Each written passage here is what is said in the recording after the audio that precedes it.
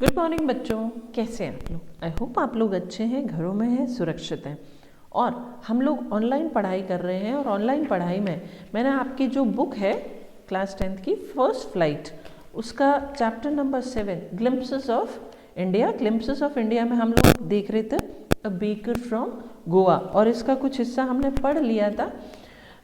हमने उस बेकर की एंट्री तक पढ़ा था कि बेकर किस तरीके से आता है और परिवार में किस तरह से वो एंट्री अपनी इम्पोर्टेंस रखता है।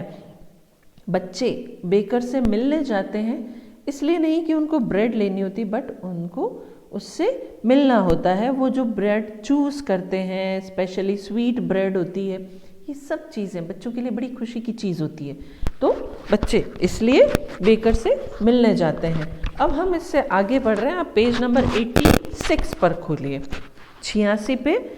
The baker made his musical entry on the scene with the jhang jhang sound of his specially made bamboo staff. Bamboo बांस, स्टाफ लकड़ी।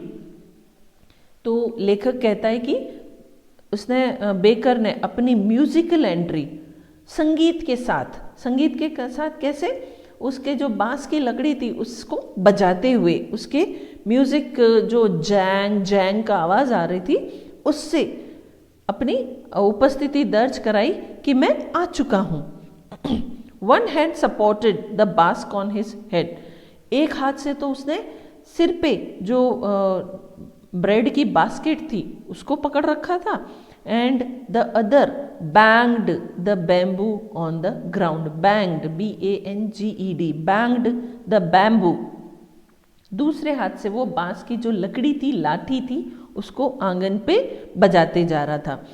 He would greet the lady of the house with good morning. वो घर की मालकिन को नमस्ते करता है, गुड मॉर्निंग करता है, सुप्रभात करता है। क्यों? वो ब्रेड लेने बाहर आती है तो वो उसको सुप्रभात बोलता है। We kids would be pushed aside vertical bamboo, और then place his basket on the vertical bamboo। तो फिर वो क्या करता है, अपनी टोकरी को उठा के लाठी को यूं आड़ा कर देता और उस पे वो टोकरी को अटकाता है, रखता है। We kids would be pushed aside with a mild rebuke। Rebuke मतलब झिड़की।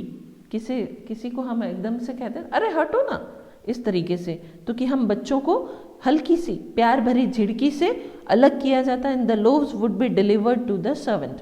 वो मालकिन को नमस्ते करता है, जो नौकरानी साथ आती उनको वो ब्रेड के पैकेट्स दे देता है। But we would not give up. लेकिन हम कहाँ, बच्चे कहाँ मानने वाले हैं, हम उसके सामने हार नहीं मानते। We would climb a bench or on parapet और peep into the basket somehow।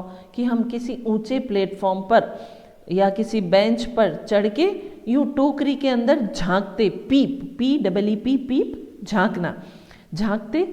I can still recall the typical fragrance of those loaves। कि अभी मैं बड़ा हो चुका हूँ, लेकिन मुझे आज भी वो जो ताज़े ब्रेड थे उनकी वो खुशबू आज भी मुझे याद है। Loaves for the elders and bangles for the children. की बड़ों के लिए बड़ी ब्रेड थी, लोव्स थे, और छोटे बच्चों के लिए बैंगल्स थे, राउंड ब्रेड्स थी। Then we did not even care to brush our teeth. कि फिर तो जैसे ही वो ब्रेड आ जाती, हम तो जैसे ब्रश करना ही भूल जाते। And wash our mouths properly. सीधे ही वो ताज़े ब्रेड, स्वीट ब्रेड खाने को हम टूट पड़ते, ना तो ब्रश करते, ना ढंग से हमारा मुंह वॉश करते। एंड वाई शुड वी, और कि हम करें ही क्यों। Who should take the trouble of plucking the mango leaf for the toothbrush. अरे भाई, कौन ब्रश करने की तकलीफ उठाए, पहले जाके पेड़ पर जाके उस आम की पत्तियों को तोड़े, फिर उससे ब्रश करे। And why was it necessary at all, और कहाँ आवश्यकता थी इन सब की। The tigers never brushed his teeth. कि एक टाइगर कहाँ अपने दांत साफ करता है, हम अपने आप को उससे कंपेयर करते। Hot T could wash and clean up without everything so nicely after all. कि आखिर गर्मा गर्म चाय जो है सब कुछ साफ कर लेती, धो देती है, हर कीटाणु को मार देती है। तो हम लोग क्या करते, ब्रेड देखने के बाद सीधे सीधे चाय की तरफ भागते, ना तो मुंह धोते ना ब्रश करते। Marriage gifts are meaningless without a sweet bread known as a बोल। ठीक है, कि शादी में जो भी गिफ्ट्स लाते हैं वो मीनिंगलेस है बिना किसी ब्रेड के, और उस ब्रेड को एक स्पेशल नाम से बुलाया जाता है, वो है बोल, BOL, बोल। जस्ट एज अ पार्टी और feast loses its charm without bread.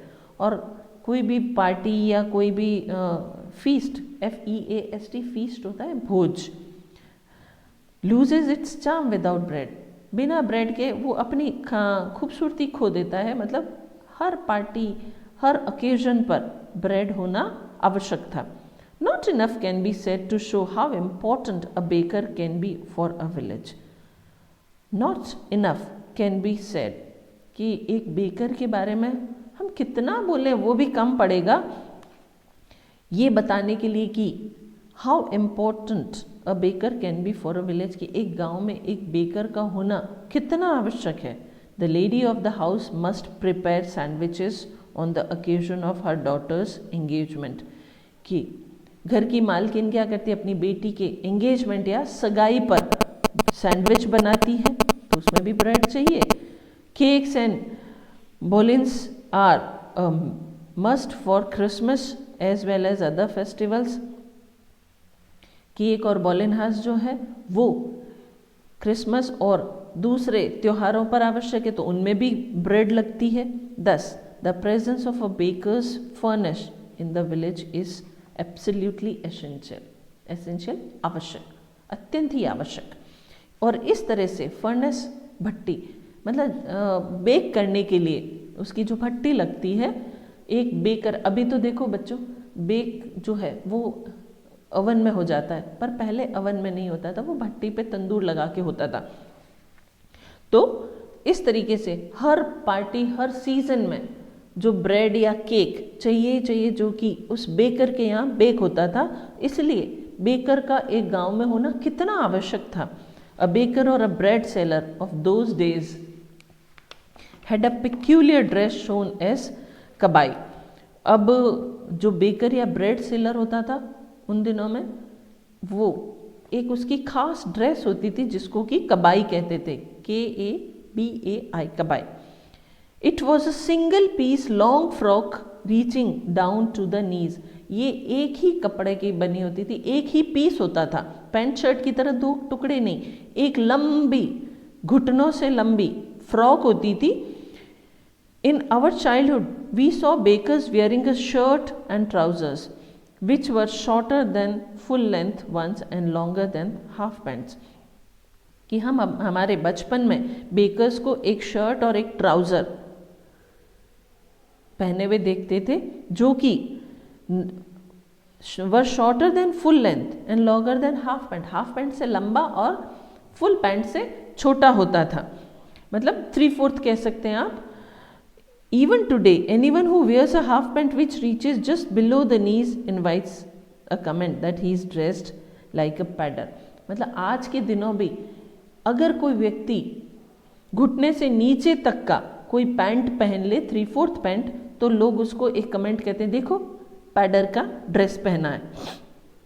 A baker usually collected his bills at the end of the month. Baker रोज ब्रेड घरों में सप्लाई करता और मंथ के अंत में, महीने के अंत में वो अपना पेमेंट लेने आता था, बिल लेने का पेमेंट लेने आता था।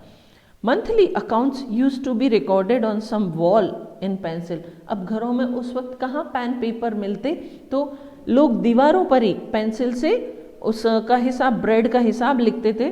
Baking was indeed a profitable profession in old days. और इस तरीके से ये दिखता था कि बेकिंग जो है सबसे फायदेमंद व्यापार है। A baker and his family never starved. एक बेकर और उसकी फैमिली कभी भी भूखी नहीं रहती थी, आखिर उसी के वहाँ तो ब्रेड बनते थे, तो वो कभी भूखे नहीं रहते थे।